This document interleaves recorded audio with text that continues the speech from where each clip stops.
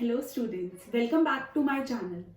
आज इस वीडियो में हम बात करने वाले हैं एक बहुत ही इंटरेस्टिंग 11th क्लास के टॉपिक पे, जो कि है सोशल जस्टिस। जस्टिस के बारे में हमने बहुत सारी वीडियोस में डिस्कस किया है, जैसे प्लेटो की वीडियो अगर आप लोगों ने देखी हो तो कहीं ना कहीं प्लेटो का सेंट्रल फोकस जो था वो जस्टिस था। अगर आपने वो वीडियो नहीं देखी है तो उसे प्लीज देख लें, उससे आपको काफी ज्यादा समझने में हेल्प मिलेगी कि जस्टिस का कॉन्सेप्ट है क्या।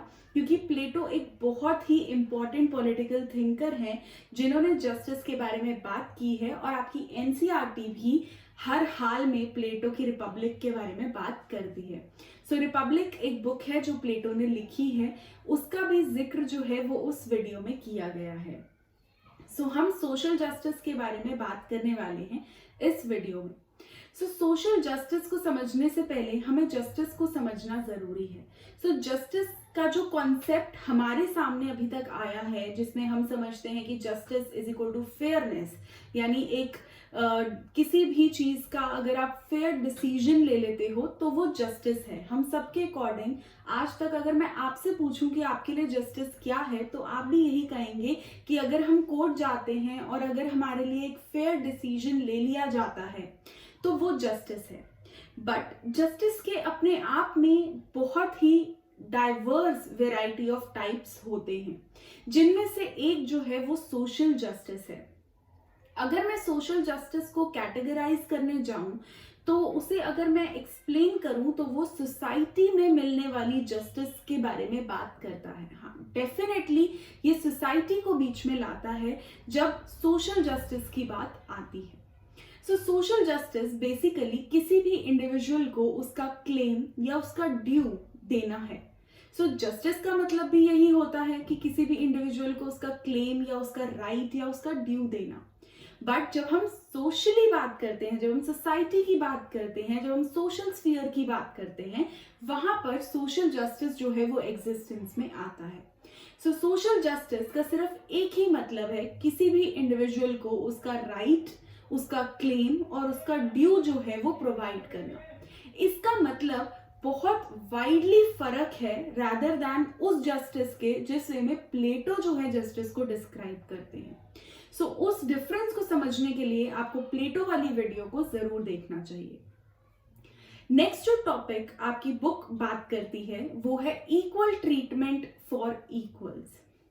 अगर आपने इक्वालिटी वाली वीडियो नहीं देखी है तो इस वीडियो से पहले आप इक्वालिटी वाली वीडियो को भी जरूर देख लें, क्योंकि उसमें भी पूरे तरीके से इक्वालिटी का मतलब समझाया गया है और इक्वल ट्रीटमेंट फॉर इक्वल्स पे बहुत ज्यादा डिटेल में बात की गई है। वो वीडियो आपको बहुत ज्यादा हेल्प करेगी इस टॉपिक को डिटेल में समझने में। इसको बहुत शॉर्ट और क्रिस्प वे में मैं यहाँ पर भी एक्सप्लेन करने वाली हूँ, बट क्योंकि इस पे एक पूरी वीडियो है जिसका जो लिंक है वो मैं अभी आपको दे दूंगी, तो आप उस वीडियो को देख सकते हैं, जिसका आपको समझने में बहुत ज्यादा आसानी हो जाएगी इस वीडियो को, इस कॉन्सेप्ट को। अब बात करते हैं इक्वल ट्रीटमेंट फॉर इक्वल्स की। इक्वल ट्रीटमेंट फॉर इक्वल्स का एक ही मतलब है कि जितने भी लोग सोसाइटी में इक्वल हैं उनको इक्वली ट्रीट करना। उस वीडियो में मैंने बहुत अच्छे से एक्सप्लेन करते हुए एक स्पेशली एबल्ड इंडिविजुअल का एग्जाम्पल दिया था, और एक ऐसे स्टूडेंट का भी एग्जाम्पल लिया था जो 5th में पढ़ रहा है। अगर हम उसको कंपेयर करने जाएं कि 11th या 12th क्लास के स्टूडेंट के साथ और सेम पेपर दोनों को अटेम्प्ट करने को दें, तो 5th क्लास वाले स्टूडेंट के साथ अनजस्ट होगा, इनजस्टिस होगी। उस सिचुएशन में हम इक्वल्स को इक्वली ट्रीट नहीं कर रहे, हम अनइक्वल्स को इक्वली ट्रीट करने की जो रेस है उसमें पार्टिसिपेट कर रहे हैं, और वो बिल्कुल भी जस्टिस नहीं है। इक्वल ट्रीटमेंट फॉर इक्वल्स का एक ही मतलब है कि जितने भी लोग सोसाइटी में इक्वल हैं उन सभी को इक्वली ट्रीट करना, और जो अनइक्वल हैं उनको अनइक्वली ट्रीट करना ही जस्टिस का मेन पैरामीटर है। जहां हम देखते हैं कि इक्वल ट्रीटमेंट फॉर इक्वल्स एक तरीका है सोशल जस्टिस को सोसाइटी में लाने का, जहां पर हम जितने भी इंडिविजुअल्स इक्वल हैं उनको इक्वली ट्रीट करेंगे और जितने भी इंडिविजुअल्स अनइक्वल हैं उनको अनइक्वली ट्रीट करेंगे। वहीं पर एक और तरीका भी है सोशल जस्टिस को सोसाइटी में लाने का, और वो तरीका है प्रोपोर्शनेट जस्टिस का। प्रोपोर्शनेट जस्टिस, जैसा कि उसका नाम बताता है कि एक इंडिविजुअल के स्किल्स और कैपेबिलिटीज किस प्रोपोर्शन में हैं, उस हिसाब से जो है जस्टिस इम्पार्ट होनी चाहिए। जैसे फॉर एग्जाम्पल अगर मैं टीचर्स की बात करूं, तो टीचर्स को जॉब मिलने के लिए एक नेसेसरी क्वालिफिकेशन तो जरूरी है ही है, ग्रेजुएशन, पोस्ट ग्रेजुएशन, जो भी आप परस्यू कर रहे हैं, जिस भी आप क्लास को इंटेंड कर रहे हैं पढ़ाने के लिए। बट एक बहुत बड़ी नेसेसिटी टीचर की जॉब को परस्यू करने के लिए है बीएड, बैचलर्स ऑफ एजुकेशन, जहां आपको ये बताया जाता है कि आप पढ़ाई कैसे, किस वे से आप अपने सब्जेक्ट को बहुत अच्छे से पढ़ा सकते हैं। सो ये एक जनरल नेसेसिटी है अगर आप टीचर बनना चाहते हैं तो जो भी ये स्किल या ये टैलेंट या ये कैपेबिलिटी रखता होगा, उसको ही इस जॉब के लिए आगे परस्यू करना चाहिए और उसको ही आगे ये जॉब मिलनी चाहिए, क्योंकि उसका जो प्रोपोर्शन है ऑफ टैलेंट वो नॉन बीएड से डेफिनेटली ज्यादा है। So in proportion to the talent जो है वो जस्टिस इम्पार्ट होनी चाहिए।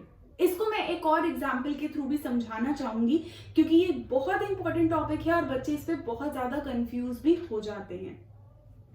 बहुत ही सीधा सा मतलब है कि अगर एक स्टूडेंट क्लास में बहुत अच्छा डांसर है और एक स्टूडेंट बहुत अच्छा पेंटर है, और अगर हम पेंटर को ये कह दें कि आप डांस कंपटीशन में चले जाओ और डांसर को कह दें कि आप पेंटिंग वाले कंपटीशन में चले जाओ, तो वो डेफिनेटली दोनों हार कर ही आएंगे, क्योंकि उनके स्किल्स, उनके टैलेंट्स उनके प्रोपोर्शन में नहीं है। तो हम वहां पर जस्टिस इम्पार्ट नहीं कर रहे हैं। लेकिन अगर हम डांसर को डांस कंपटीशन में भेजें और पेंटर को पेंटिंग वाले कंपटीशन में, तो डेफिनेटली हम जस्टिस को इम्पार्ट कर रहे हैं, क्योंकि हम उनके टैलेंट्स और कैपेबिलिटीज को ध्यान में रखते हुए उस प्रोपोर्शन में जस्टिस को इम्पार्ट कर रहे हैं। तो डेफिनेटली जो है सोशल जस्टिस इससे आएगा ही आएगा। सो प्रोपोर्शनेट जस्टिस का बहुत ही क्लियर मतलब है कि टैलेंट, कैपेबिलिटीज, स्किल्स के हिसाब से जस्टिस को इम्पार्ट करना। एक तरीका था इक्वल ट्रीटमेंट फॉर इक्वल्स और दूसरा तरीका था प्रोपोर्शनेट जस्टिस। दोनों के थ्रू ही जो है हम जस्टिस को सोसाइटी में ला सकते हैं। डिपेंडिंग अपॉन द सिचुएशन दोनों ही तरीकों को यूज किया जा सकता है within the society to impart justice. Okay, तो अब तीसरा तरीका जिससे हम जस्टिस को सोसाइटी में ला सकते हैं वो है रिकॉग्निशन ऑफ स्पेशल नीड्स, यानी किसी भी इंडिविजुअल की स्पेशल नीड्स को रिकॉग्नाइज करना भी जस्टिस को लाना है। फॉर एग्जाम्पल, अगर किसी बिल्डिंग में हम रैंप्स को कंस्ट्रक्ट करते हैं, क्योंकि कोई भी डिफरेंटली एबल्ड इंडिविजुअल स्टेयर्स को क्लाइंब नहीं कर पाएगा, तो हम उसकी स्पेशल नीड्स को रिकॉग्नाइज कर रहे हैं और हम जस्टिस इम्पार्ट कर रहे हैं उस पर्टिकुलर इंडिविजुअल को। इसका मतलब ये नहीं है कि जो लोग सीढ़ियां चढ़कर जाएंगे उनको हम अनजस्ट ट्रीट कर रहे हैं या उनके साथ इनजस्टिस हो रही है, ऐसा बिल्कुल भी नहीं है।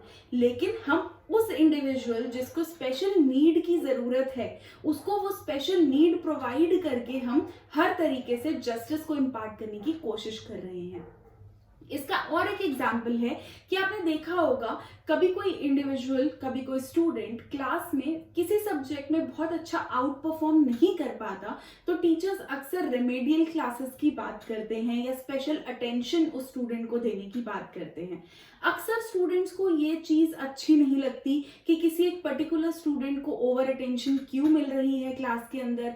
कभी कभी उस स्टूडेंट को भी अच्छा नहीं लगता कि मुझे ओवर अटेंशन क्यों दी जा रही है by the teacher. But teacher इस चीज को जानता है कि उस स्टूडेंट को उस स्पेशल नीड की जरूरत है, उस स्पेशल अटेंशन की जरूरत है, और उस चीज को रिकॉग्नाइज करके ही वो जस्टिस को इम्पार्ट कर सकता है उस पर्टिकुलर स्टूडेंट के लिए। सो तीसरा तरीका जो है वो है रिकॉग्निशन ऑफ स्पेशल नीड्स। तो सबसे पहले हमने बात की कि इक्वल ट्रीटमेंट फॉर इक्वल्स के थ्रू हम जस्टिस ला सकते हैं। उसके बाद हमने बात की कि प्रोपोर्शन ऑफ टैलेंट्स और कैपेबिलिटीज को ध्यान में रखकर हम जस्टिस ला सकते हैं। और तीसरा पॉइंट जो हमने डिस्कस किया वो था स्पेशल नीड्स को ध्यान में रख करके ही हम जस्टिस को इम्पार्ट कर सकते हैं। एक और तरीका जो सारे स्कॉलर्स सजेस्ट करते हैं जिनसे हम जस्टिस ला सकते हैं वो है जस्ट डिस्ट्रीब्यूशन। कुछ ऐसा मानते हैं, कुछ स्कॉलर्स ऐसा बिलीव करते हैं कि सोसाइटी में अगर हम जस्टिस इम्पार्ट करने जाएं तो कहीं ना कहीं स्कोप बच जाता है इनजस्टिस का। अगर मैं इक्वल ट्रीटमेंट फॉर इक्वल्स की बात करूं तो हर कोई इतना इक्वल तो कभी हो ही नहीं सकता। अगर दो गर्ल्स की भी बात करूं मैं जो सेम एज के हों बट स्टिल उनके जो टैलेंट्स या कैपेबिलिटीज हैं वो अलग होंगे, तो कहीं भी वो इक्वल नहीं होने वाले हैं। दो इंडिविजुअल्स कभी भी इक्वल नहीं हो सकते। अगर मैं प्रोपोर्शनेट जस्टिस की बात करूं तो कौन से टैलेंट को हम किस टैलेंट के ऊपर रखेंगे या कौन से स्किल को हम दूसरे स्किल के ऊपर रखेंगे, क्या टीचर होना ज्यादा अच्छा है या डॉक्टर होना ज्यादा अच्छा है, ये हम कैसे फाइंड आउट कर सकते हैं कि किसको ज्यादा एडवांटेज मिलनी चाहिए विद इन द सोसाइटी। और अगर मैं स्पेशल नीड्स की भी बात करूं तो किस कैटेगरी की स्पेशल नीड्स की किस टाइप की नीड्स हैं उसको भी समझने में जो है सोसाइटी फॉल्टर कर सकती है। सो कुछ लोग ये कहते हैं कि जब सोसाइटी में ये मुद्दा आ जाता है तो बहुत ज्यादा डिफिकल्ट है सोशल जस्टिस को इम्पार्ट करना। तो एक ही तरीका है कि जब सबसे पहले रिसोर्सेज डिस्ट्रीब्यूट किए जा रहे थे विद इन द सोसाइटी, जब पहली बार सोसाइटी ने रिसोर्सेज को बांटा था, लैंड, प्रॉपर्टी, गोल्स, जॉब, जब ये सब चीजें डिस्ट्रीब्यूट हो रही थी तो जस्ट डिस्ट्रीब्यूशन होना चाहिए था। और अगर अभी तक जस्ट नहीं हुआ तो अब जो डिस्ट्रीब्यूशन होना चाहिए वो इस चीज को ध्यान में रख करके होना चाहिए। तो वो स्कॉलर्स कहते हैं कि जो रिसोर्सेज हैं अगर उनको जस्टली डिस्ट्रीब्यूट किया जाएगा तभी जो है सोसाइटी में जस्टिस आ सकती है। So they are very clear about it कि equal treatment for equal, proportionate justice, special needs को रिकॉग्नाइज करना, किसी से भी जस्टिस नहीं आएगी सोसाइटी में, सिर्फ एक ही चीज से आएगी और वो है जस्ट डिस्ट्रीब्यूशन। जब आप डिस्ट्रीब्यूशन सही करेंगे तब जो है आप जस्टिस को इम्पार्ट कर पाएंगे। बट यहाँ मेन क्वेश्चन जो क्रिटिक्स करते हैं वो ये करते हैं कि अभी तक जो सोसाइटी में डिस्ट्रीब्यूशन हो चुका है उसका क्या, उसमें हम कैसे जस्टिस और इनजस्टिस को ढूंढ पाएंगे, उसमें हम कैसे पता लगाएंगे कि किसको सही बेनिफिट्स मिले हैं और किसको नहीं। और अब जो लोग रह गए हैं विद इन द सोसाइटी क्योंकि वो अपकमिंग जनरेशन का पार्ट हैं, तो क्या उनको ये लॉस हो जाएगा कि वो देर से पैदा हुए हैं तो उनको रिसोर्सेज ही नहीं मिलेंगे, उनको प्रॉपर्टी ही नहीं मिलेगी, उनको लैंड ही नहीं मिलेगा। सो वो जो है वो क्रिटिसाइज करते हैं इस जस्ट डिस्ट्रीब्यूशन के पॉइंट को और वो कहते हैं कि नहीं, डिस्ट्रीब्यूशन तो जो सोसाइटी में होना था हो गया, अब जो है इन्हीं क्लासिफिकेशंस के तौर पर यानी equal treatment for equal, proportionate justice, jobs अच्छी दे करके, मेरिट के हिसाब से जॉब दे करके और प्रॉपर अर्निंग्स दे करके, मेन एंड वुमेन को इक्वल पे करके, वहां पर डिस्ट्रीब्यूशन ठीक करके, इवन स्पेशली एबल्ड लोगों को भी जॉब्स प्रोवाइड करके, उनके स्पेशल टैलेंट्स को समझ करके, उनको अपॉर्चुनिटी प्रोवाइड करके आप डिस्ट्रीब्यूशन में हुई गलतियों को जो है वो ओवरकम कर सकते हो। सो ये एक लॉन्ग रन बैटल है जो दोनों ग्रुप्स के बीच में चल रही है। एक ग्रुप जहां कहता है कि जस्ट डिस्ट्रीब्यूशन होना चाहिए और दूसरा ग्रुप जहां कहता है कि नहीं, जस्ट डिस्ट्रीब्यूशन अब तो नहीं किया जा सकता क्योंकि सोसाइटी बहुत आगे इवॉल्व हो चुकी है। तो अब सिर्फ यही तीन मेथड्स हैं, equal treatment for equal, proportionate justice and recognition of special needs along with many other methods, जिससे कि हम जस्टिस इम्पार्ट कर सकते हैं विद इन द सोसाइटी। सो जब बात आती है परस्यू कैसे की जाए सोशल जस्टिस, अभी तक तो हमने बहुत बड़ी बड़ी बातें करी, जस्टिस इससे आएगी, जस्टिस उससे आएगी, ये तरीका बेस्ट है, ये तरीका बेस्ट है। बट एक्चुअली जब हम परस्यू करने जाएं सोशल जस्टिस तो कैसे परस्यू कर सकते हैं, क्योंकि प्रैक्टिकली तो इक्वल ट्रीटमेंट फॉर इक्वल्स भी बहुत मुश्किल है, प्रोपोर्शनेट जस्टिस भी बहुत मुश्किल है क्योंकि बहुत लोग ऐसे हैं टीचिंग में जो बीएड रेगुलर डिग्री कर रहे हैं और कुछ ऐसे भी हैं जो नॉन रेगुलर डिग्री कर रहे हैं जिनको सिर्फ डिग्री ही मिल जाती है बाय राइटिंग देयर एग्जाम। तो कैसे पता लगाएंगे कि किसने असल में मेहनत करके उस डिग्री को हासिल किया है और किसने उसके लिए बिल्कुल भी मेहनत नहीं की है? कैसे हम एक क्लासिफिकेशन कर पाएंगे अमंग प्रोपोर्शनेट जस्टिस भी, इक्वल ट्रीटमेंट फॉर इक्वल्स भी and recognition of special needs में भी? सो इसके लिए दो सेपरेट मेथड्स जो हैं वो अगेन दो ऑपोजिट पोलर व्यूज ने रखे हैं। एक ग्रुप कहता है कि फ्री मार्केट इंटरवेंशन से ही सोशल जस्टिस आ पाएगी। इसका क्या मतलब है कि अगर मार्केट फ्रीली चल रही है, मार्केट में रेट डिटरमाइन हो रहा है, मार्केट से करेंसी रेट आ रहा है, मार्केट में मेरिट के हिसाब से जॉब्स मिल रही हैं, तो ही जस्टिस आ सकती है। और एक ग्रुप और है जो कहता है कि नहीं, अगर मार्केट ही फंक्शन करती रही तो जो अभी तक गरीब हैं उनका क्या, जो अभी तक कास्ट सिस्टम या क्लास सिस्टम या फिर जेंडर सिस्टम जो चलता आ रहा है उसके शिकार हुए हैं उनका क्या, उन गर्ल्स का क्या जिनको स्कूल ही नहीं भेजा गया बिकॉज दे आर गर्ल्स, तो उनको कैसे हम आगे लाएंगे सोसाइटी में अगर हम मेरिट पे ही सब कुछ चलाने लग गए। सो वो कहते हैं कि नहीं, स्टेट का थोड़ा बहुत इंटरवेंशन बहुत ज्यादा जरूरी है, स्टेट का सपोर्ट बहुत ज्यादा जरूरी है सोशल जस्टिस लाने में। इसलिए आप देखेंगे कि पब्लिक डिस्ट्रीब्यूशन सिस्टम, जो राशन शॉप्स चलती हैं वो सब चल रही हैं, रिजर्वेशंस चल रही हैं, ये सब क्यों चल रहा है, फ्री डीटीसी पास चल रहे हैं for students, for senior citizen, क्योंकि दे आर नॉट अर्निंग। सो अगर कोई कहता है कि नहीं स्टूडेंट पास क्यों है या सीनियर सिटीजन पास क्यों है, उन्होंने पूरी जिंदगी कमाया, अब उनको क्या नीड है इस पास की, तो वहां पर ये क्वेश्चन आता है कि now they are not earning, now they are pensioners, so उनका जो खर्चा है वो निकालना बहुत मुश्किल है। सो इसलिए they need some of the support from the government, तो इसलिए स्टेट इंटरवेंशन जरूरी है ताकि हम जस्टिस को मेंटेन कर सकें।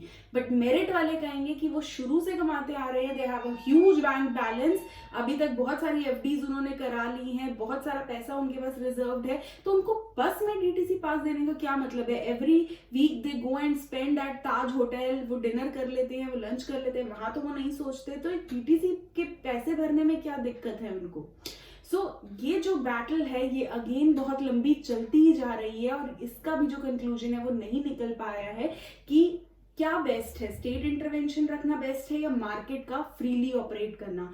तो इंडिया जो है उसने एक मिक्स्ड इकोनॉमी को ऑप्ट किया है जहां पर स्टेट इंटरवेंशन भी है, पीडीएस सिस्टम भी चल रहा है, पब्लिक डिस्ट्रीब्यूशन सिस्टम भी चल रहा है और साथ ही साथ बिग एमएनसीज भी फंक्शन कर रही हैं जहां पर मार्केट इकोनॉमी जो है वो फ्लरिश कर रही है बहुत अच्छे से। सो इंडिया ने दोनों को ही अपने आप में मिक्स कर लिया है ताकि दोनों के बेनिफिट्स जो है वो इकोनॉमी को मिल सके, मेरिट सिस्टम के भी, फ्री ओपन इकोनॉमी के भी, ग्लोबलाइजेशन, इंडस्ट्रियलाइजेशन, प्राइवेटाइजेशन के भी, and at the same time हम सोशलिज्म को भी बहुत स्ट्रांगली कमिटेड है। और इन सभी टर्म्स का अगर आपको मतलब जानना है तो इंस्टाग्राम पेज को जरूर फॉलो कर लीजिए क्योंकि वहां पे इन सब की एक्सप्लेनेशन बहुत डेप्थ में दी हुई है। लास्ट टॉपिक पे आते हैं जो बहुत ही ज्यादा इंपॉर्टेंट 6 मार्क्स का क्वेश्चन है और वो है रॉल्स थ्योरी ऑफ जस्टिस। अब जॉन रॉल्स एक थिंकर हैं, इन पे भी वीडियो चैनल पे मौजूद है और रॉल्स थ्योरी ऑफ जस्टिस पूरे तरीके से वहां पर एक्सप्लेन्ड है, तो उसे वहां पर भी देख सकते हैं आप, पूरी डिटेल में है। यहाँ पर मैं बिल्कुल शॉर्ट एंड क्रिस्प वे में समझाऊंगी और उस वीडियो को जरूर देख लें ताकि आपके सारे डाउट्स क्लियर हो जाए जॉन रॉल्स के ऊपर और उनकी थ्योरी ऑफ जस्टिस पे भी, क्योंकि ये 6 मार्क्स का क्वेश्चन है और 100% एग्जाम में आता ही आता है। सो जॉन रॉल्स जो हैं वो क्लियर एक ही बात कहते हैं कि अगर हमें जस्टिस लानी है सोसाइटी में तो हमें ओरिजिनल पोजीशन पे वापस जाना होगा। और ओरिजिनल पोजीशन से उनका मतलब है कि हमें एक ऐसी स्टेट इमेजिन करनी होगी जहां पर हम अभी पैदा नहीं हुए हैं और हमसे ये पूछा जाएगा कि आप किसी भी घर में पैदा हो सकते हो, you can even become rich like Ambani and you can even become a poor like slum living people. Okay, so आप किसी भी स्टेट पे जा सकते हो, आप बहुत गरीब भी हो सकते हो, आप बहुत अमीर भी हो सकते हो, आप अपर कास्ट को भी बिलोंग कर सकते हो। ये कास्ट सिस्टम इंडिया में चलता है तो मैं इसलिए इसका जिक्र कर रही हूँ, ऑल्दो ये बैन हो जाना चाहिए। सो अपर कास्ट भी हो सकते हो, आप लोअर कास्ट भी हो सकते हो। सो रिजर्वेशन होनी चाहिए कि नहीं होनी चाहिए, क्योंकि अगर आप अंबानी के घर में पैदा हो रहे हो तो इट इज वेरी क्लियर कि आपको एजुकेशन जो है वो हाई लेवल की मिलेगी, आप फॉरेन रिटर्न होगे, आपके सारी जो डिग्रीज हैं वो फॉरेन की होंगी। But on the other hand अगर आप स्लम में रहोगे तो आपके पास इतने भी पैसे नहीं होंगे कि आप गवर्नमेंट स्कूल की जो बुक्स हैं वो परचेज कर पाओ। तो रिजर्वेशन आपको मिलनी चाहिए या नहीं मिलनी चाहिए। तो कोई भी इंडिविजुअल ये नहीं सोचेगा कि मैं अगर born with a silver spoon हुआ तो क्या होगा, क्योंकि तब तो सिचुएशन बहुत ही अच्छी होने वाली है, हम सबको पता है। हम सब वर्स्ट सिचुएशन को इमेजिन करेंगे कि अगर हम उस स्लम में हुए तो क्या, हमें पढ़ाई का मौका नहीं मिलेगा, हमें कमाने का मौका नहीं मिलेगा, हम पूरी लाइफ जो है स्लम में ही गुजार देंगे। तो तब हम ये चीज बोलेंगे कि हाँ रिजर्वेशन होनी चाहिए। तो जॉन रॉल्स कहते हैं कि हर इंडिविजुअल को ओरिजिनल पोजीशन पे पहुंचाओ जहां वो पैदा नहीं हुआ था, उस पे वेल ऑफ इग्नोरेंस डालो, एक पर्दा डालो इग्नोरेंस का, जहां उसको अपने रियल स्टेटस का पता ही ना हो। और फिर उससे पूछो कि क्या एफर्मेटिव एक्शन एग्जिस्ट करना चाहिए, क्या जो स्पेशल बेनिफिट्स हैं वो मिलने चाहिए, तो वहां पर वो कहेगा हाँ स्पेशल बेनिफिट्स होने चाहिए, और तभी ट्रू सेंस में जस्टिस जो है वो सोसाइटी में आ पाएगी। सो रॉल्स बहुत क्लियरली इस चीज को कहते हैं कि जब तक ओरिजिनल पोजीशन पे एक इंडिविजुअल नहीं जाता, जब तक वेल ऑफ इग्नोरेंस नहीं हटता, तब तक हम नहीं सोच सकते कि जस्टिस जो है वो सोसाइटी में आएगी। सो जस्टिस को लाने का एक ही तरीका है, वेल ऑफ इग्नोरेंस लाया जाए इंडिविजुअल पे, और हर हाल में इंडिविजुअल को ओरिजिनल पोजीशन पे पहुंचाया जाए। सो इनकी जो थ्योरी थी वो मैंने आपको बहुत शॉर्ट में समझा दी है, डिटेल में आप जॉन रॉल्स की वीडियो में देख सकते हैं। पूरा जो है टॉपिक हमने कवर कर लिया है। हमने इक्वल ट्रीटमेंट फॉर इक्वल्स की बात की, हमने प्रोपोर्शनेट जस्टिस की बात की, हमने रिकॉग्निशन ऑफ स्पेशल नीड्स की बात की, हमने जस्ट डिस्ट्रीब्यूशन की बात की, हमने जॉन रॉल्स की थ्योरी ऑफ जस्टिस की बात की, और इस वीडियो में हमने सोशल जस्टिस को कैसे परस्यू करें वो भी डिस्कस किया। And not to forget meaning of social justice भी हमने जरूर डिस्कस किया है। अब इसके कुछ रिटन नोट्स देख लेते हैं, फिर मैं आपसे मिलती हूँ इसी वीडियो में। ओके, सो सोशल जस्टिस जो है उसके मीनिंग की अगर मैं बात करूं तो हर इंडिविजुअल को उसका ड्यू देना जो है that is social justice. Equal treatment for equals क्या कह रहा है कि जो इक्वल हैं उन्हें इक्वली ट्रीट किया जाए, और जो अनइक्वल हैं उन्हें अनइक्वली ट्रीट किया जाए, तभी जो है सोशल जस्टिस आ सकती है within the society. Proportionate justice की अगर बात करूं तो वो जस्टिस ये कहती है कि जो भी अपॉर्चुनिटी आप इंडिविजुअल को दे रहे हो वो उस प्रोपोर्शन में दो कि उसके स्किल्स, कैपेबिलिटीज, टैलेंट्स जो हैं वो परस्यू किए जा सकें। स्पेशल नीड्स को रिकॉग्नाइज करने का एक ही मतलब है अनइक्वल्स को अनइक्वली ट्रीट करना, जो हमने इक्वालिटी वाली वीडियो में भी पढ़ा था एफर्मेटिव एक्शन में। नेक्स्ट मेथड है जस्ट डिस्ट्रीब्यूशन, जो कि कहता है कि रिसोर्सेज को जस्ट वे में डिस्ट्रीब्यूट करना चाहिए विद इन द सोसाइटी, तभी जस्टिस आ पाएगी। John Rawls theory of justice original position पे एक इंडिविजुअल को पहुंचाने की बात करती है, वेल ऑफ इग्नोरेंस में रखने की बात करती है, तभी ट्रू सेंस में जस्टिस आ पाएगी। और सोशल जस्टिस को दो तरीके से परस्यू किया जा सकता है, फ्री मार्केट में जहां सब कुछ ओपन इकोनॉमी फंक्शन करे, और स्टेट इंटरवेंशन में जहां एक मॉनिटर्ड इकोनॉमी जो है वो फंक्शन करे। Welcome back all of you. I hope आपको समझ में आ गया होगा ये चैप्टर बहुत आसानी से। मैंने आपको बहुत अच्छे से इसको एक्सप्लेन कर दिया है। अगर स्टिल आपको कोई डाउट्स हो तो आप कमेंट सेक्शन में उसे जरूर लिख लीजिएगा। इंस्टाग्राम पेज को फॉलो करना बिल्कुल मत भूलिएगा। फेसबुक पे भी एकेडमिया का पेज है, उसे भी जरूर जरूर जरूर जो है वो फॉलो कर लीजिए। और इस वीडियो को लाइक, शेयर और कमेंट करना बिल्कुल भी मत भूलिए। अगर चैनल सब्सक्राइब नहीं किया है तो उसे जरूर सब्सक्राइब कर लीजिए। मैं आपसे मिलूंगी day after tomorrow. Till then take care of yourself. God bless you all. Thank you.